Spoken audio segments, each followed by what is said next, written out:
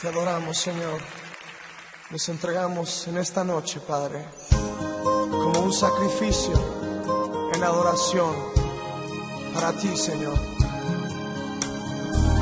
Tú eres mi amado, tú eres mi verdadero amor, Jesús. Estamos estudiando, usted ve en su mente, por mí, por mí, por mí, por mí, ¿ve?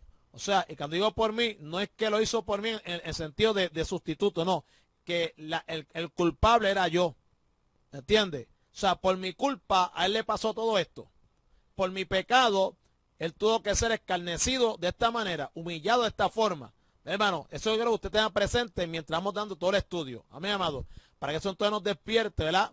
Un mayor sentido de gratitud al Señor, amado. Y eso nos va a ayudar a nosotros a cada día, ¿verdad? Sentir más temor santo y reverente al Dios del cielo. Amén, amado. Gloria al nombre del Señor. ¿Por qué, amado? Porque como estamos predicando el domingo, ¿verdad? Por la misericordia de Dios, entonces esto nos va a ayudar a nosotros a entender que ciertamente Dios se merece lo mejor, amén, de nosotros, hermanos queridos.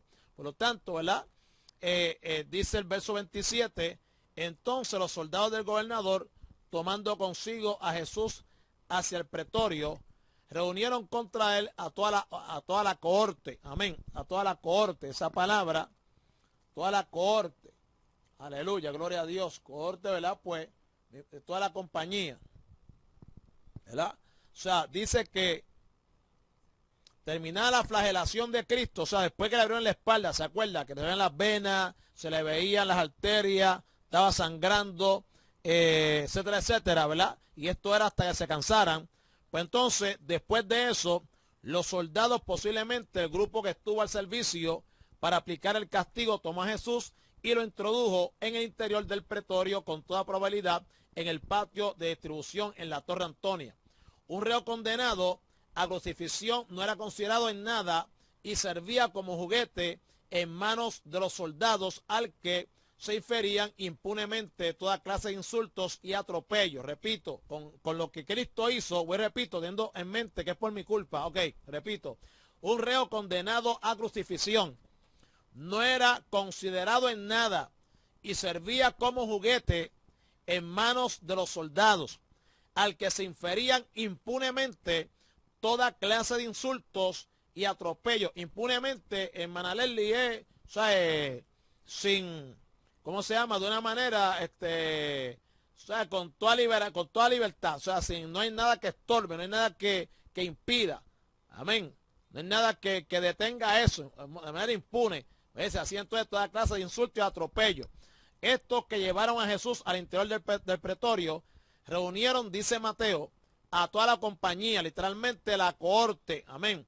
No es posible entender esto como a todo el grupo que formaba el destacamento militar, que era de unos 400 a 600 hombres, ya que muchos estarían en misiones militares en la ciudad y otros en los puestos de guardia de la Torre Antonia, donde con toda probabilidad ocurrió lo que Mateo relata. Se trataría más probablemente de un grupo de soldados que estaba en la fortaleza o incluso el grupo que estaba aquel día al servicio como guardia del gobernador. Mateo utiliza una preposición que tiene un amplio número de posibilidades de traducción, pero solo dos encajan plenamente con el contexto. O sea, una sería traducir que reunieron a toda la compañía contra Jesús, y eso sería posible, pero tal vez resulte redundante, ya que todos los soldados romanos estaban generalmente dispuestos en contra de los judíos, especialmente si se trataba de un reo condenado a crucifixión. Tal vez sea mejor, en concordancia con el contexto próximo, traducirla como junto a. O sea, junto a, esto es, reunieron en torno, ¿verdad?, a Cristo a los soldados que formaban la cohorte. O sea, el propósito era burlarse del Señor. Entonces el verso 28 dice, y desnudándole, ¿verdad?, y desvistiéndole un manto púrpura, envolviéronle, ¿ve? Y desnudándole le echaron encima un manto de escarlata. O sea, en otras palabras, lo desvistieron y lo envolvieron entonces, ¿verdad?, en un manto de púrpura. A su nombre sea la gloria. Ok, hermano.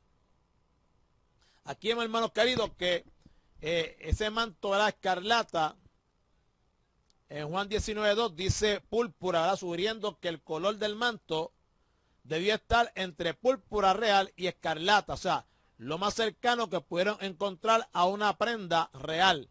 ¿Ves? O sea, la palabra manto, obviamente, ¿verdad? Pues se refiere a una capa militar indudablemente, ¿verdad? Aleluya, perteneciente a uno de los soldados. Amén. Por lo tanto, según Mateo, los soldados desvistieron a Jesús y el verbo, ¿verdad?, que usa Mateo significa literalmente desnudar. Amén.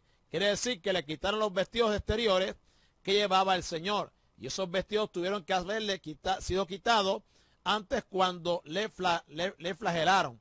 ¿Ve? Luego volvieron a ponérselos para quitárselos otra vez a fin de qué?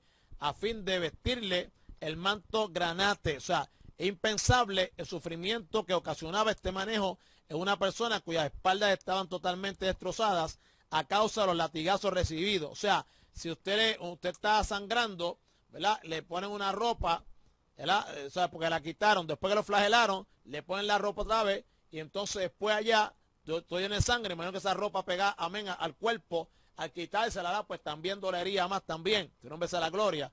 ¿Ve? Entonces, hermanos, esa manera, ¿verdad?, de hacerlo, al maestro, pues obviamente es algo terrible, ¿verdad? La espalda estaba totalmente destrozada a causa de los latigazos recibidos. Ahora, con toda seguridad, los vestidos de Jesús habían quedado teñidos de color rojo a causa de la sangre que emanaban las heridas del Salvador. El manto que pusieron sobre el Señor pudo haber sido un clámide de soldado, o sea, una clámide de soldado en forma circular o rectangular de color rojo que sujetaban con un broche al hombro derecho. El color escarlata del manto imitaba burlescamente a la púrpura de un manto real, o sea, lo estaban vistiendo como rey, como era el rey de los judíos, lo están vistiendo como rey, ¿ves? Entonces los soldados buscaban un rato de diversión a costa de quien para ellos era el rey de los judíos, ¿ves? Los soldados que formaban la corte a servicio de Pilato, aunque romanos, procedían generalmente de países o zonas limítrofes contratados, ¿verdad?, para el servicio. Y es posible que la mayoría de estos procedieran de la provincia romana de Siria.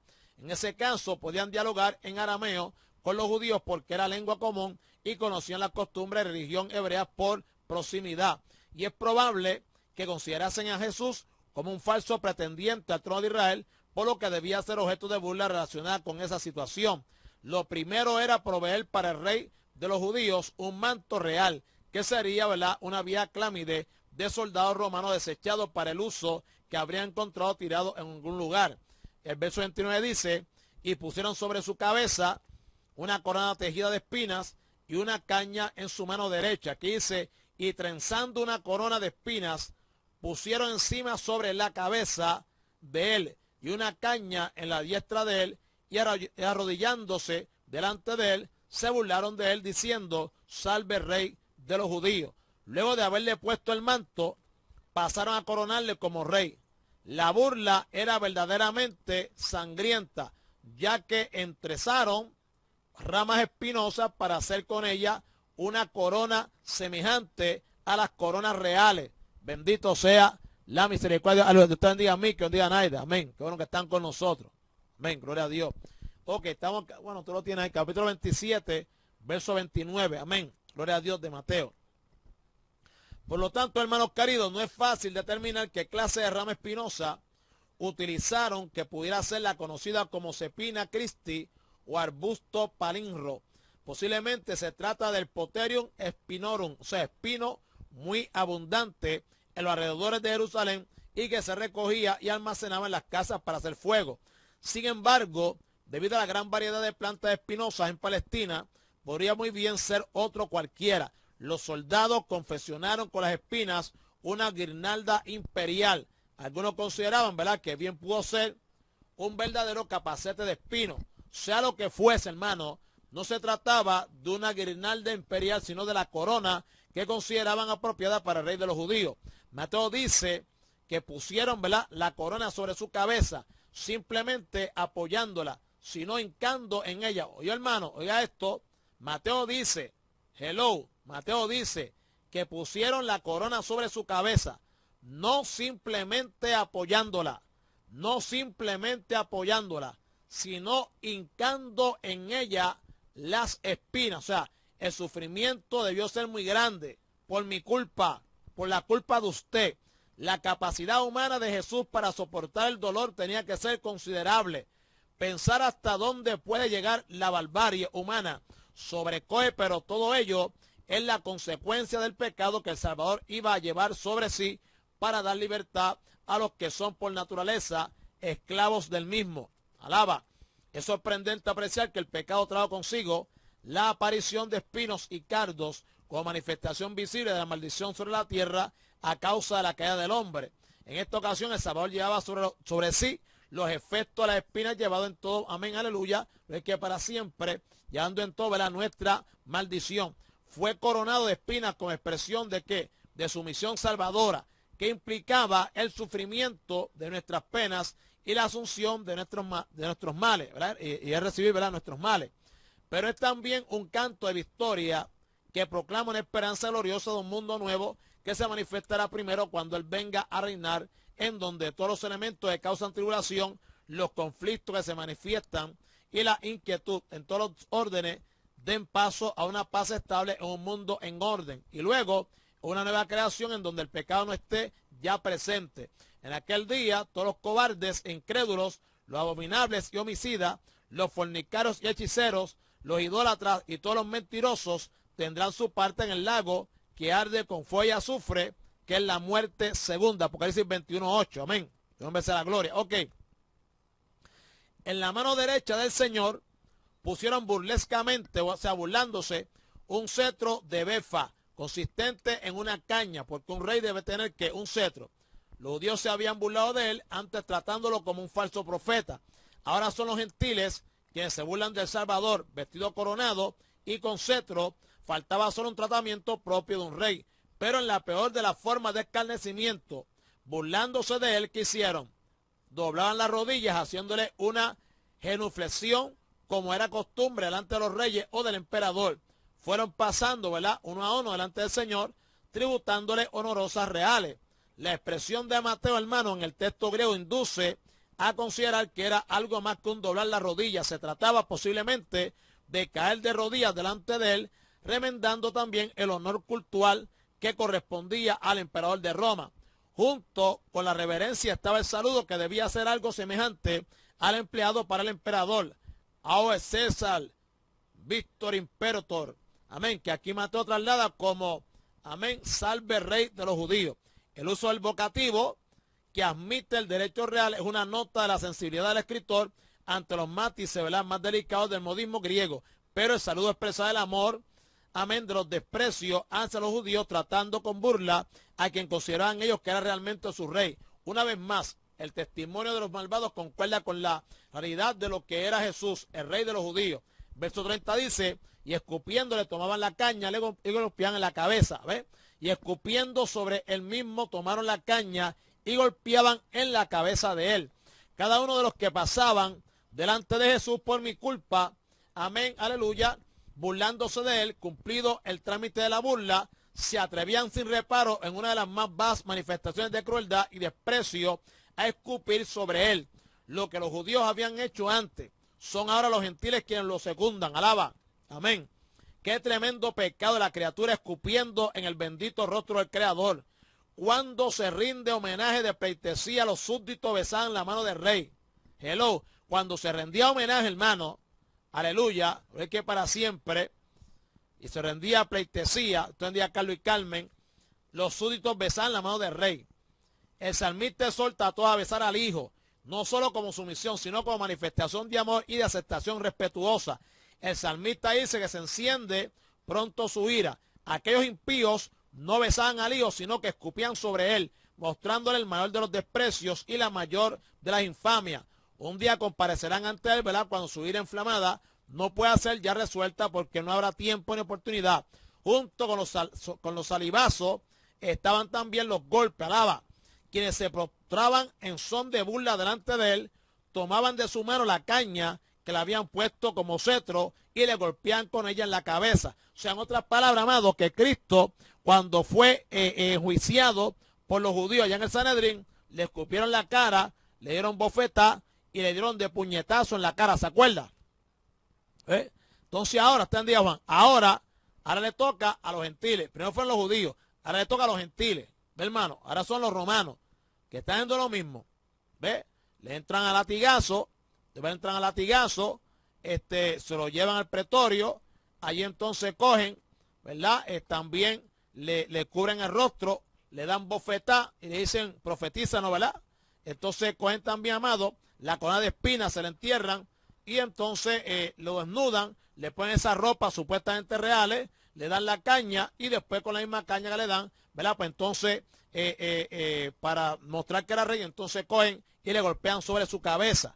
Por lo tanto, hermano, la acción era verdaderamente premeditada porque pretendían poner en evidencia a un rey que no podía defenderse de sus enemigos, sino que incluso recibía heridas con su propio cetro. El texto de Mateo dice simplemente que dice, tomaban la caña y le golpeaban en la cabeza. El imperfecto del verbo expresa la idea de reiteración, o sea, como si quisiera decir Mateo que lo hacían continuamente y reiteradamente. Y eso implicaba que si no todas las veces, por lo menos un gran número de ellas, los golpes alcanzarían a la corona de espinas, cuyas púas se hincaban aún más en la frente, sienes y cabeza del Señor Jesús, y con toda seguridad harían discurrir por su bendito rostro hilillos de sangre. O sea, en otras palabras, ellos le ponen la corona de espinas, entonces le dan con la vara en la cabeza, y lo que hacía más bien eso era, ¿verdad? Como clavarle más la corona, le daban para que entonces las espinas se entierran más.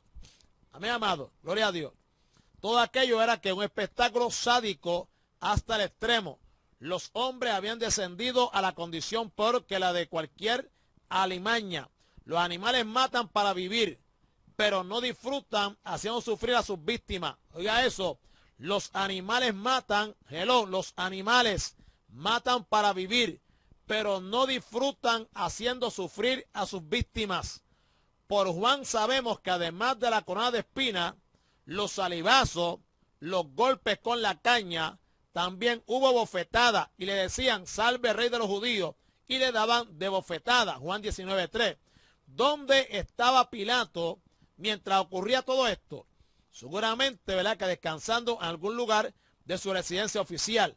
No tenía en cuenta lo que estaban haciendo con el reo, porque al fin y al cabo era un judío acusado por envidia por los líderes de la nación, con un oscuro propósito que seguramente el mismo gobernador no terminaba de entender. Ahora, contemplar el espectáculo descrito por Mateo impacta de tal manera que el mejor comentario a todo esto, hermanos queridos, aleluya, sería el silencio, dejando fluir solamente el poder de la palabra en la mente y corazón del lector. Ve, amado, eso fue, le dijo ahorita, piense, mientras decimos esto, piense que eso fue por culpa nuestra. Amén. Verso 31 dice, después de haberle escarnecido, le quitaron el manto, le pusieron sus vestidos y le llevaron para crucificarlo. Amén. Gloria al nombre del Señor. Dice, Mateo vincula el final del escarnio a Jesús con la disposición para llevarlo al lugar determinado y crucificarle. Es según Juan, ¿verdad?, que se produjo una nueva salida de Pilato a la gente, posiblemente con la intención de conseguir su libertad. Describe Juan que vestido con la ropa de escarnio, el manto de púrpura, llevando sobre su cabeza la corona de espinas, Jesús fue presentado de nuevo delante del pueblo. Fíjese, hermano, para humillarlo más. Después está hecho pedazo, que le han dado de bofetada, la corona de espinas. O sea, ahora lo presento a quien dice, mira cómo estamos haciendo con el que ustedes odian. O sea, para darle el disfrute. ¿Qué pasa? Dice que la imagen de Jesús debía ser verdaderamente dantesca, con paso vacilante a consecuencia de su debilidad física y de sus dolores, con el rostro tumefacto por los golpes, o sea, ¿verdad?, hinchado además, lleno de tumores quizás, por los golpes, con la cabeza coronada de espinas, que ensangrentaban la frente y el rostro, poniendo a la vista en lo que descubría el manto, los golpes, los latigazos recibidos, ensangrentado y destrozado físicamente, fue presentado el Señor delante de las turbas. Alaba, ningún corazón podría quedar impasible ante semejante escena. Además, cuando quien era presentado de aquella manera no era un fascineroso, sino uno que se limitó durante todo el tiempo de su ministerio público a hacer bienes, sanar enfermos, dar de comer a hambrientos, dar vista a los ciegos, restaurar a los paralíticos, volver a la sociedad a los leprosos, actuar en misericordia con los que eran dignos de ser condenados, enseñar la palabra de Dios a la gente y mostrar amor genuino, desinteresado y de entrega para con todo. A su nombre sea la gloria. Solo las conciencias cauterizadas y los corazones encallecidos por la miseria moral más ayesta, amén, aleluya, que los hace descender por debajo del nivel de los más feroces animales, se atreverían a propinar tal maltrato a alguien como Jesús, en su intento de quitarle de encima el que anda Jehová. En su intento de quitarse de encima el caso de Jesús y no manchar sus manos en semejante crimen, Pilato trata de apelar a la compasión del pueblo, pone ante ellos la figura patética de Jesús y ante toda la gente dice: he aquí el hombre. La célebre expresión ese homo, amén, fue dicha por el gobernador romano. En palabras de Pilato, tiene un sentido sumamente irónico. Significaba que Jesús ya no merecía ni el calificativo de hombre por la situación en que lo habían puesto. Por tanto, ningún judío debía preocuparse ya de él. Si era inocente, porque no se lleva culpa alguna digna de muerte, y era inofensivo, ¿por qué no ponerle en libertad? ¿Qué mal podría hacer ya aquel hombre? No había sido suficiente castigo por lo que ellos consideraban un delito. Las palabras de Pilato revisten un patético llamado a la cordura de los judíos. Hace falta hacer todavía más contra Jesús, del que no he encontrado delito alguno que justifique esto. No es satisfecho vuestras pasiones y cumplido el deseo de vuestra envidia. Los judíos, referidos especialmente a aquellos vengativos impíos y despreciables líderes de la nación, dándose cuenta de la maniobra de Pilato, insistieron a gritos pidiendo que fuese crucificado. Juan 19:6. Exasperado, el gobernador dijo a quienes pedían la crucifixión de Jesús, aleluya: tomadle vosotros y crucificarle, porque yo no hallo ningún delito en él. No cabe duda que Pilato sabía que sin su orden, aquellos infames no podían crucificar al Señor. Una vez más, hermano, se aprecia el carácter pusilánime del gobernador, que odia a los judíos por todo aquello y al mismo tiempo les teme por lo que puedan afectarle a él en su vida política. Los sacerdotes y los líderes saben que Pilato les tiene miedo, lo que sirve para que envalentonarlos aún más, proponiendo una acusación no tanto política como religiosa. Nosotros tenemos una ley, y según nuestra ley debe morir porque se hizo a sí mismo hijo de Dios. Jesús había sido acusado de blasfemo, ¿se acuerda? Y por lo tanto, según la ley, digno de muerte. Los endurecidos judíos quisieron, olvidando las señales hechas por él, que lo acreditaban como el hijo de Dios, usan ese término para presentarlo como digno de muerte por blasfemo. Pilato entonces tendría, hermano, amén, que reiterar o retirar la afirmación de no encontrar delito en Jesús, porque según la ley judía, ¿verdad?, había cometido uno para el que establecía la pena capital. Ahora, el deber de Pilato es respetar las leyes de los judíos, y según esa ley que ellos tenían, Jesús debía morir. El gobernador se llenó de miedo ante una afirmación semejante y, dejando a la gente, volvió al interior para un nuevo diálogo con Jesús. Aquel misterioso prisionero que guardó silencio todo el tiempo, que fue azotado, golpeado, mofado, era, según los judíos, el hijo de Dios. Tal vez el gobernador pensó que esa era la razón del sueño que había angustiado a su esposa. Supersticioso como la mayoría de los paganos, preguntó a Jesús no quién era, sino de dónde era. Con el mismo resultado, el silencio de Jesús. Procurando ocultar su miedo, Pilato se exalta a sí mismo delante del Señor. Tengo autoridad para crucificarte y tengo autoridad para soltarte.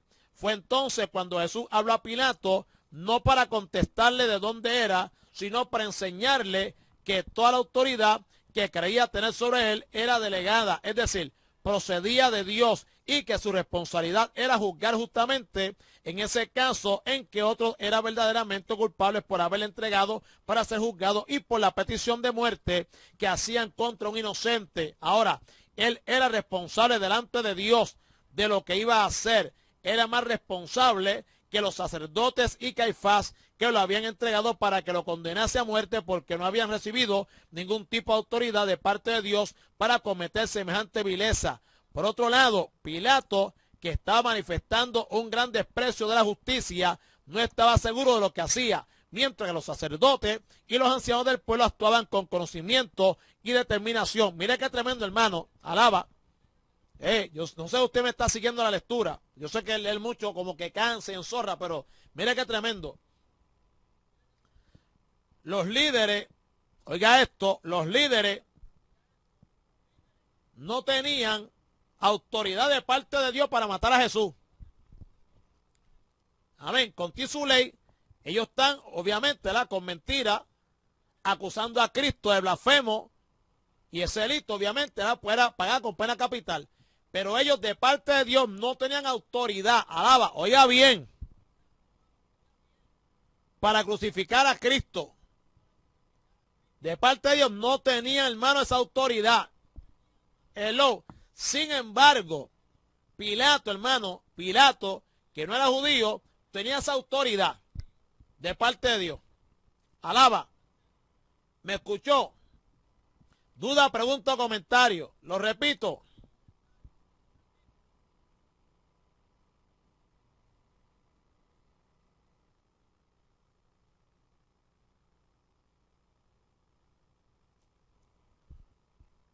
O sea, los judíos no tenían autoridad de parte de Dios para crucificar a Cristo. Pilato sí. Entonces Cristo le contesta, ninguna autoridad tendría sobre mí si no te hubiera sido dada por el Padre. ¿Entiende? Pero ¿qué pasa? Pilato, lo que tenía que hacer, llamado, aleluya, era que la responsabilidad que tenía Pilato, porque acuérdate que todas las autoridades son puestas por Dios. Todas las autoridades estaban puestas por Dios. Los judíos lo que estaban haciendo era un entrampamiento dentro del gobierno político del Imperio Romano, que dominaba también, ¿verdad?, a Galilea, toda esa región, ¿verdad?, de los judíos. Esa autoridad terrenal, todas las autoridades terrenales son puestas por Dios para establecer el orden, ¿verdad? Lo que pasa es que él lo que tenía que hacer era ejercer su autoridad correctamente. ¿Ves? ¿Qué tenía que hacer? La responsabilidad que tenía él, ¿verdad?, era juzgar justamente en ese caso. ¿Entendió? Pilato tenía la autoridad de parte de Dios. Ese era el que tenía autoridad ahí para el que quisiera amar, pues ¿qué? Pues mandarlo a crucificar, lo que fuese. Aquel que se levantara junto al imperio, pues entonces tenía que pagar también. ¿Ves? En este caso, los judíos no tienen esa autoridad porque ellos lo que están haciendo es un entrampamiento. O sea, Cristo no era ningún blasfemo. Eso era embuste de ellos para llevarlo a ¿qué? Aplicar la pena de muerte contra él, para matarlo. Pero él no era ningún blasfemo. ¿Entiendes? Por lo tanto, de parte de Dios no tiene autoridad. ¿Ves? Porque ellos lo que están haciendo era que aplicando una injusticia contra el justo, que era Cristo, no habían hecho ningún mal.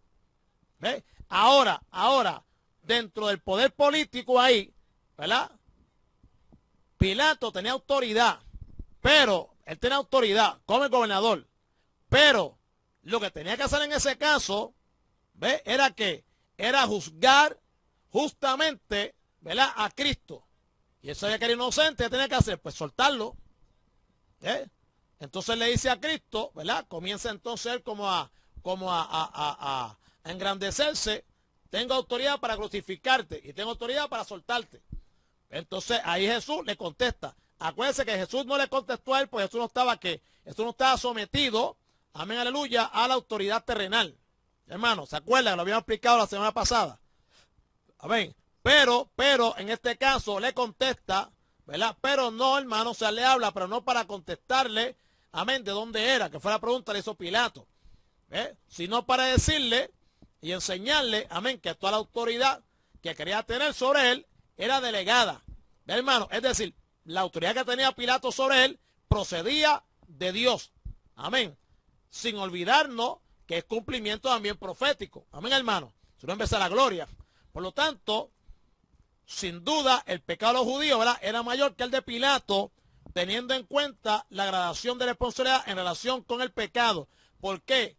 Aunque Pilato, ¿verdad?, tenía mucha responsabilidad sobre ellos, porque tenía autoridad de soltarlo, ellos no. ¿Entiendes? De no permitir que fuera crucificado, ellos no. Pero también los judíos, amados, tenían tenían una grande responsabilidad porque ellos, los sacerdotes y los ancianos del pueblo, estaban actuando con conocimiento y con determinación. Por lo tanto, hermanos, siendo así, amén, pues ellos entonces lo que habían hecho es que habían agravado su responsabilidad delante de Dios, porque ellos sí tenían conocimiento, hermanos queridos, aleluya, de lo que realmente era el pecado. O sea, ellos sabían lo que estaban haciendo. Por lo tanto, una situación semejante estaba a punto de inclinar a Pilato para libertar a Jesús. Por lo que los judíos apelaron a la última acción para lograr sus sanguinarios propósitos. Si a este sueltas, no eres amigo de César. Todo el que hace rey, hoy hace esto, todo el que se hace rey, a César se opone. Si usted busca, hermanos queridos, si usted va al capítulo 19 de Juan y usted lee ahí el relato, se va a dar cuenta, ¿ve, hermano? Si va a Juan 19, aleluya, ahí se da cuenta el relato, ¿ve? Fíjese lo que hacen los judíos, hermano. Su nombre sea la gloria. Cuando ven entonces están pillados, ¿por qué? Porque la autoridad la tiene Pilato y están viendo que Pilato está entre ellos dos, ¿ve? Pues entonces, espérate que este es capaz de soltar a este Jesús, así como está hecho pedazo. No, crucifíquenle, queremos verlo muerto. ¿Ve? Entonces Pilato está como entreído y entonces ellos apelan a la última acción, amén, para lograr su propósito. Entonces le dicen a Pilato, si a este sueltas, no eres amigo de César.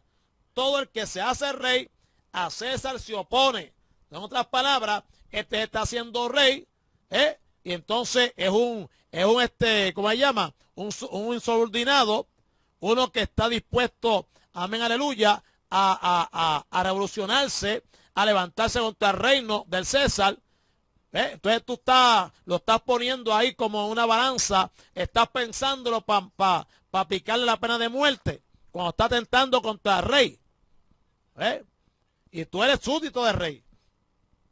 Fíjate. Entonces ahí está Pilato entreído. Ok, entonces este grito de los enemigos de Dios fue lo que inclinó la voluntad del gobernador, ¿ve? Para hacer lo que le pedían. ¿Ve, amado? Por la mente de Pilato pasaron las consecuencias que podría acarrear la libertad de Jesús.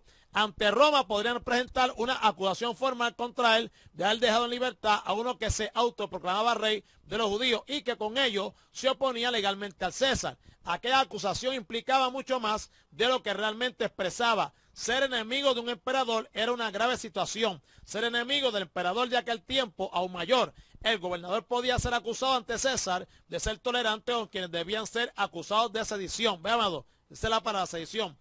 Posiblemente estas palabras causaron una profunda ira en el corazón de Pilato.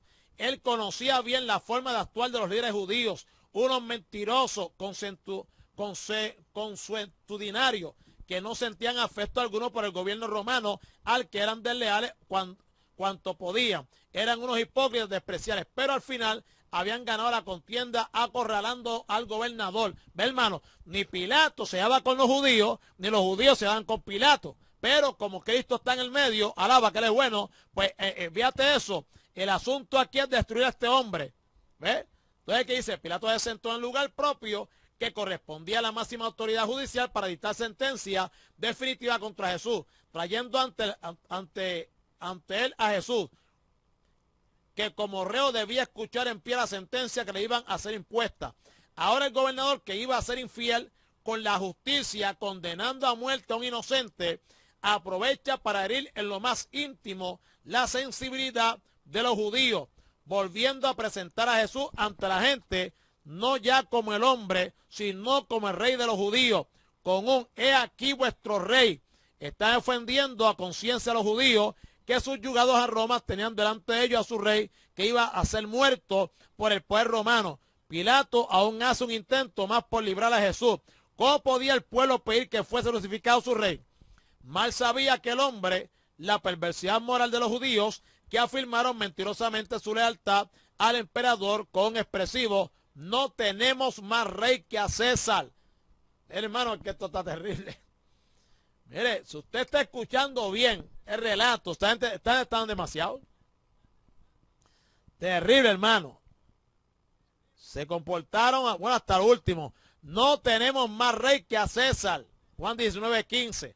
No había ya ninguna solución, solo sentenciar a muerte a Jesús y cumplir la pena capital impuesta crucificándole.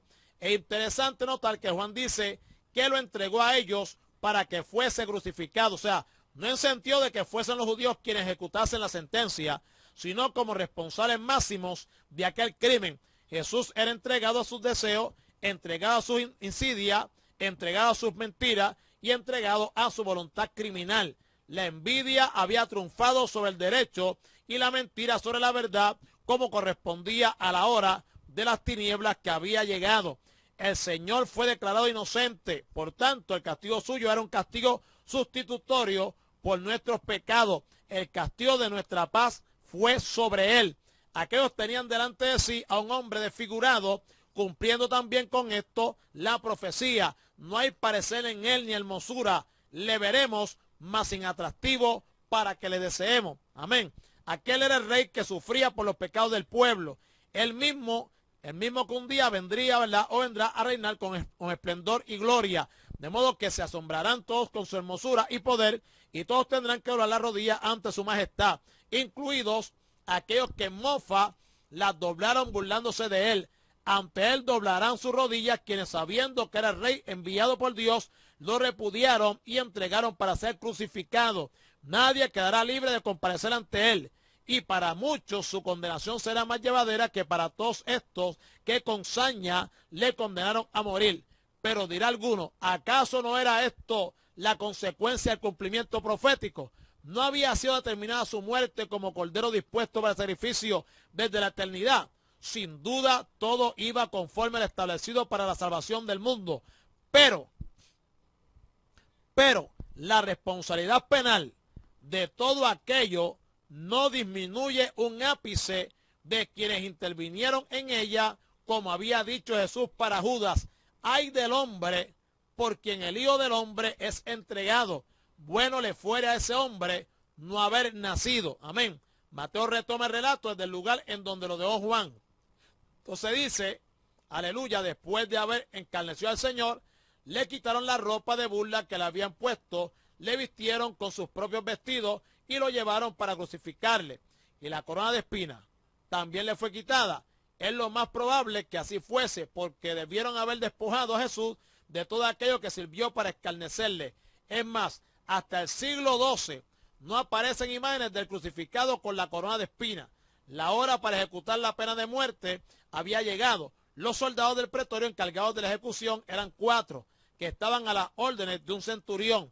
La distancia que había desde el pretorio hasta el lugar de la crucifixión varía según la ubicación que se da para el Calvario, pero en todo caso no pasaría de unos 500 a 800 metros.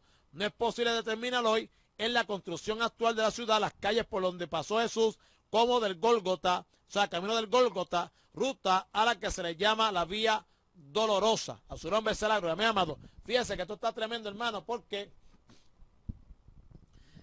por eso que es bueno también estudiar los paralelos, ¿ves? Porque entonces Juan nos da en detalle lo que ocurrió, ¿verdad? Desde que Cristo fue escarnecido, ¿verdad? Todo lo que pasó allí, con los detalles, y entonces después Mateo toma, ¿verdad? Nuevamente relato desde después salió del escarnio en adelante, ¿ves? Ahora, ¿qué pasa? Verso 27, capítulo 27, verso 32. La vía dolorosa. Dice, cuando salían hallaron a un hombre de Cirene que se llamaba Simón. A esto obligaron a que llevase la cruz. Otra cosa, hermano, ¿verdad? Que quiero aclararle, lo que le pusieron a Cristo, hermanos queridos, amén, no era, ¿verdad? En sí la cruz. O sea, él no fue con la cruz como tal completa, no era el traverso, ¿verdad? Con la parte que era horizontal. No, hermano, simplemente la parte que llevaba era la parte de arriba, donde se iba, ¿verdad? Iba a clavar, o sea, la parte de aquí, así. Esta parte de aquí, ¿verdad? Era la que llevaba él. Después entonces clavaba con la otra. Amén, amado. A su nombre sea la gloria. Bendito sea Dios.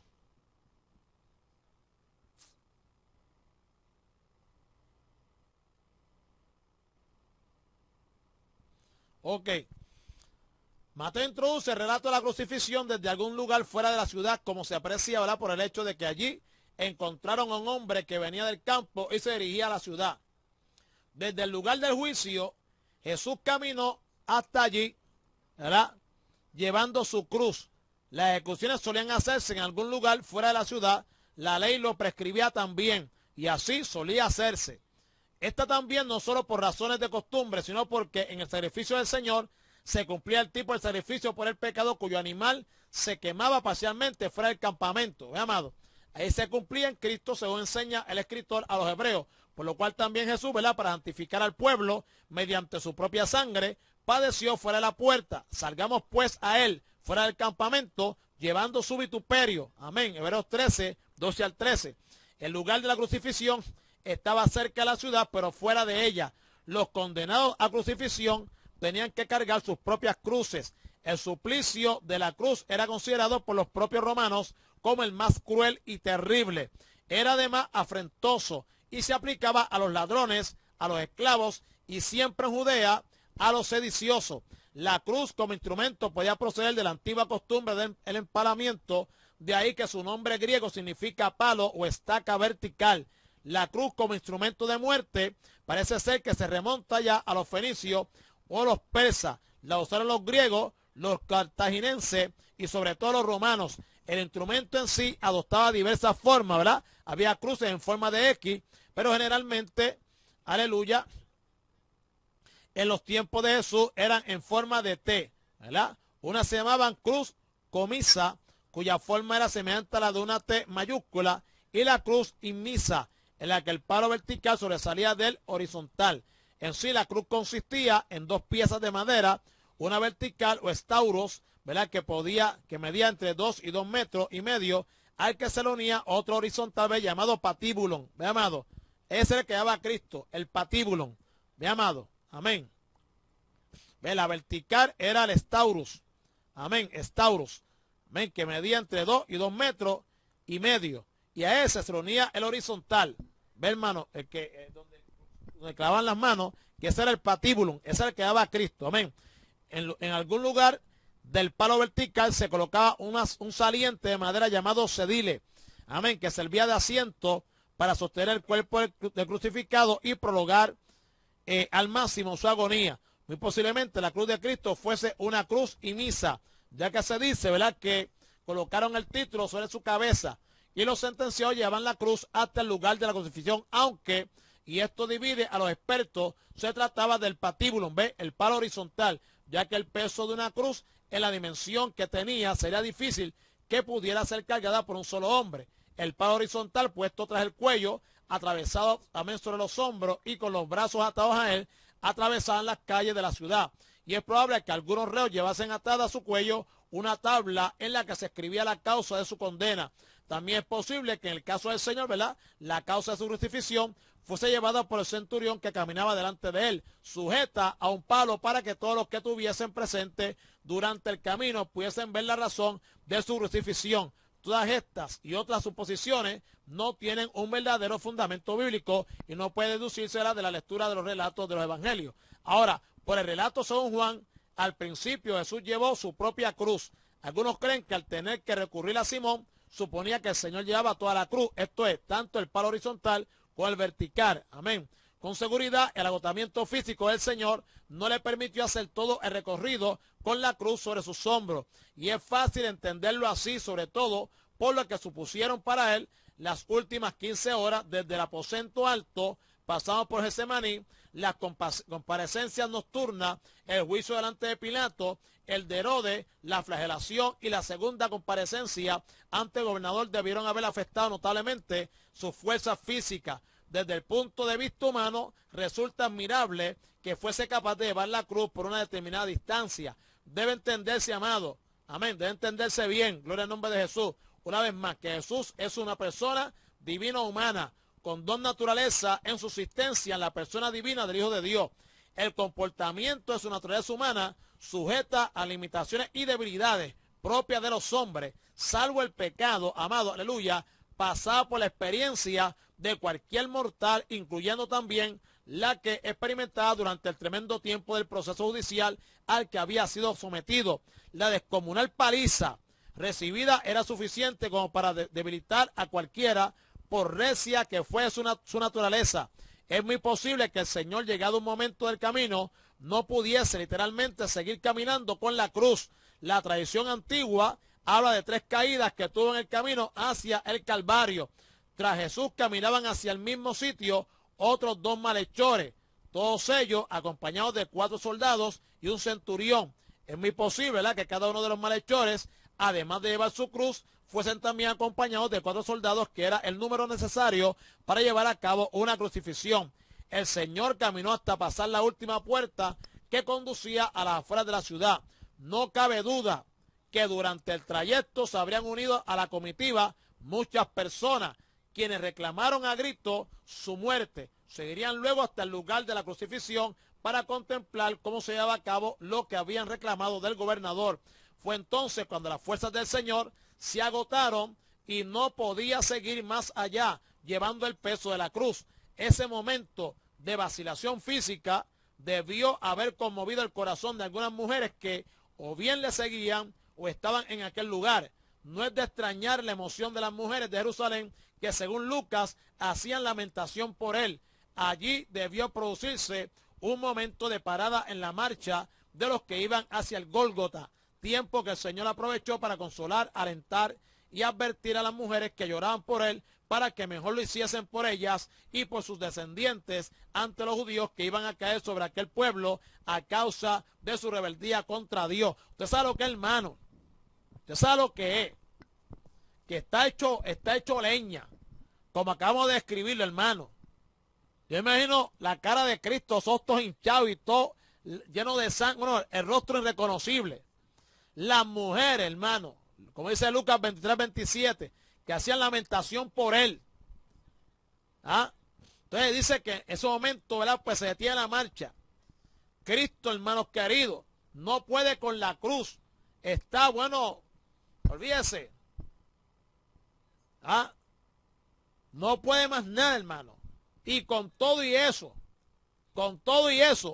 saca el momento ahí, aprovecha la ocasión para consolar y para alentar. ¿Cómo es posible eso, amado? Una persona que está hecho leña, pero literalmente hecha pedazo, destruida, esbaratada completamente.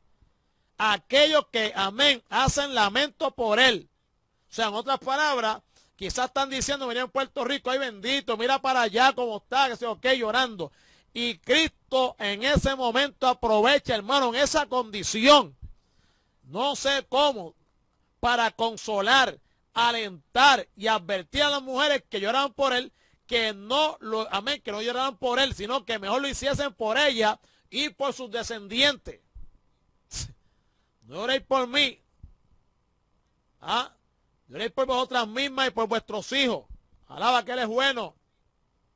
Hermano, o sea, tremendo, hermano. El problema de la situación física de Jesús, que le impedía seguir llevando la cruz, fue resuelto al estilo que los romanos utilizaban.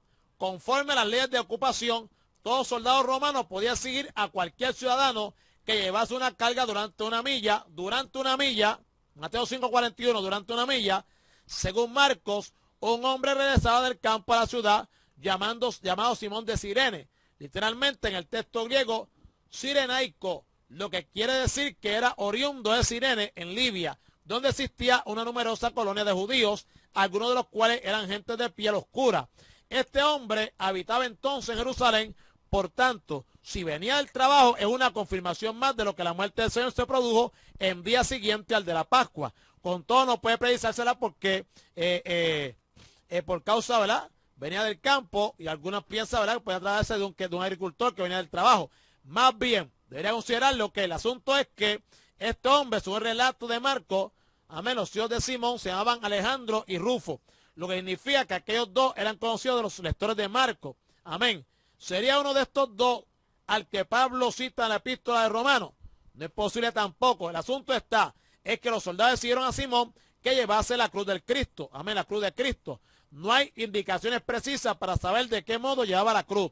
Caminaba Simón tras Jesús llevando sobre sus hombros el patíbulo.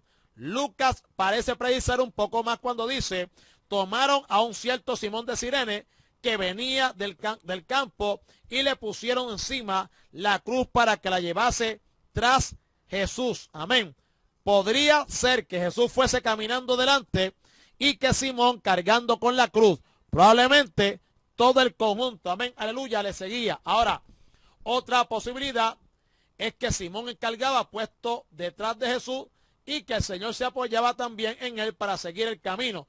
No importa, hermano, cuál haya sido la forma, la realidad es que la cruz excesivamente pesada para que fuese llevada por el Señor más allá del lugar donde encontraron a Simón, la tomó acompañándole hasta el lugar de la ejecución. Juan omite totalmente este incidente y tal vez, amado, lo hace porque en sus días los gnósticos afirmaban que quien había muerto en la cruz no fuera Cristo, sino Simón de Cirene. La gran bendición para el obligado Simón fue llevar la cruz de Cristo, si luego fue convertido él y sus hijos a aún mayor bendición. A su nombre sea la gloria. Amén. Ok, amado, verso 33 dice, y cuando llegaron al lugar llamado Gólgota, que significa lugar de la calavera, le dieron a beber vinagre mezclado con hiel, pero después de haberlo probado, no quiso beberlo. Amén. Versículos 33 y 34. Bien, ya estoy terminando. La comitiva formada por el Señor, los soldados y los dos malhechores llegó finalmente al lugar determinado para la crucifixión. Dice Mateo que era un lugar llamado Gólgota y da seguidamente el significado de aquel término arameo como lugar de la calavera. El nombre tiene que estar ligado o a la forma del lugar, que tuviese aspecto de una calavera o de un cráneo, o bien al uso del lugar como un espacio para enterramiento. Es sumamente difícil determinar, ¿verdad?, con seguridad el lugar en donde se llevó a cabo la crucifixión. Esencialmente hoy, ¿verdad?, hay dos lugares que se consideran como el Gólgota. Uno corresponde al lugar donde está levantada la iglesia del Santo Sepulcro, edificada sobre el lugar. Ok, el asunto, amado, aleluya, es que el lado que da a la ciudad tiene un asombroso parecido con una calavera. El asunto, amado, que le dieron entonces vinagre mezclado con hiel, pero después de haberlo probado no quiso beberlo. ¿Por qué, hermano? Escuche bien. En lugar de ejecución y antes de proceder al enclavamiento en la cruz, a los sentenciados se les suministraba una bebida compuesta, oiga esto, compuesta por una mezcla de vinagre y hiel, o como dice Marcos, vinagre y mirra, que actuaba como narcótico para evitarles los dolores iniciales de la crucifixión. ¿Escuchó eso, amado? Hello. Cuando le dieron vinagre mezclado con hiel, aleluya, gloria a Dios, dice que Cristo, después de haberlo probado, no lo quiso. Amén, hermano.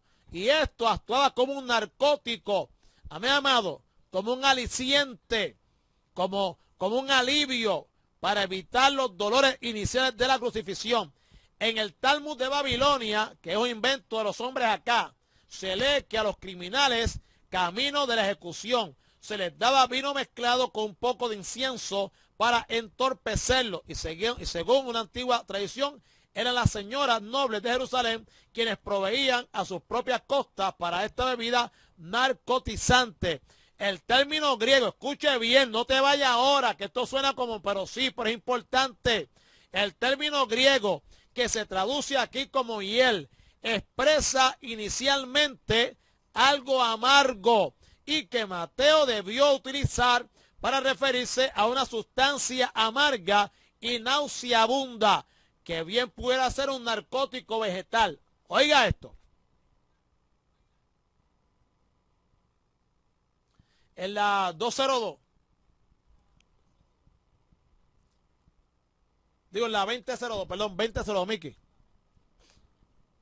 A un nombre de Dios nacer, gloria a Dios. Ok, por lo tanto, amado, dice que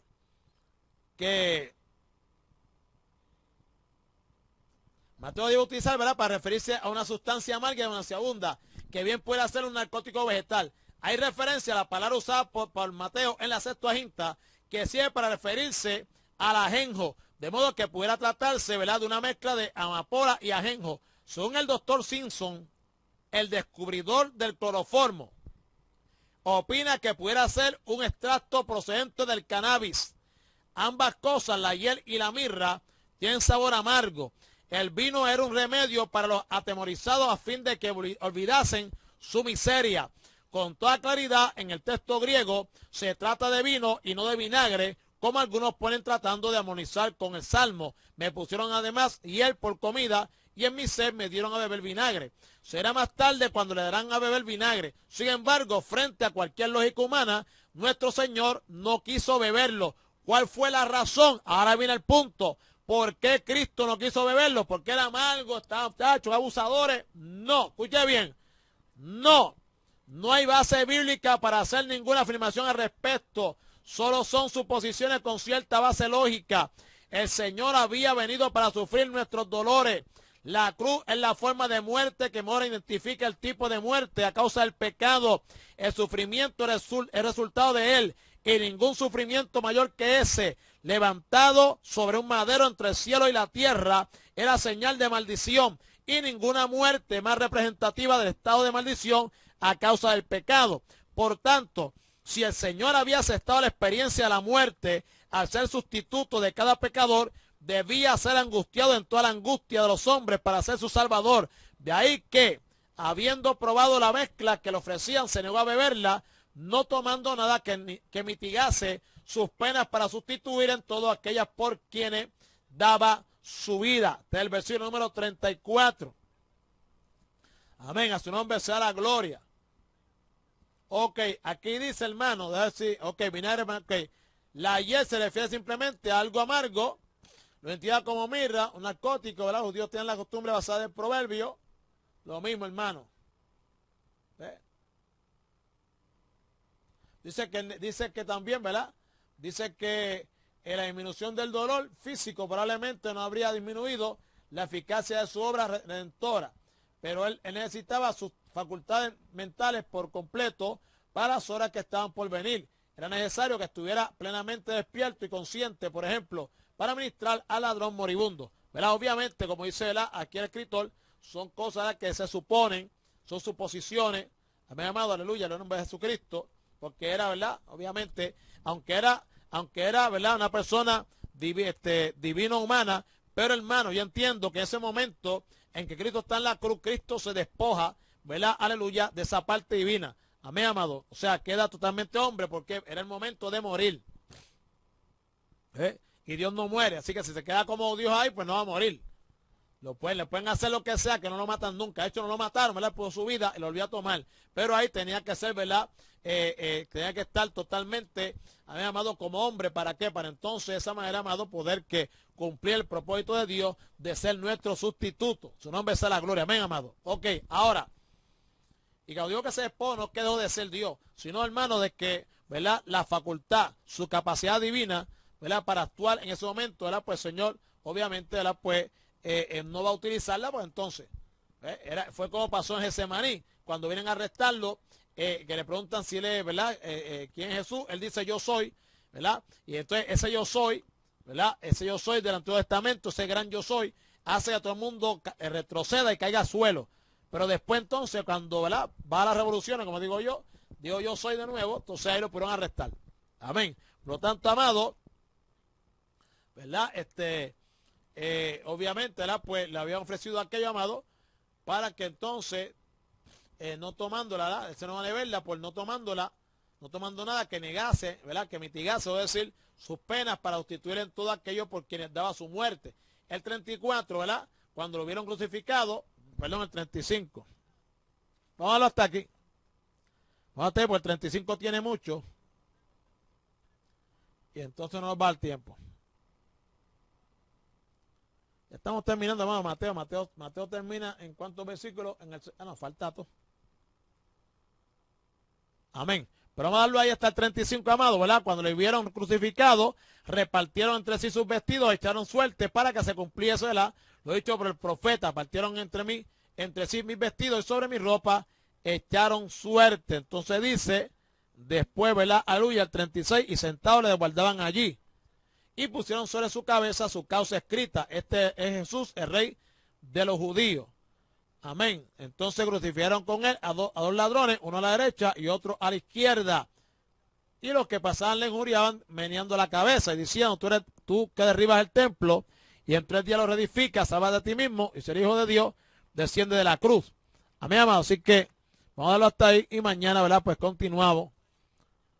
Si a eso nos lo permite, amén, el versículo 35. Su nombre será gloria al nombre del Señor, amén. Si que Dios me lo bendiga mucho, Dios les guarde, hermanos, que aleluya, gracias por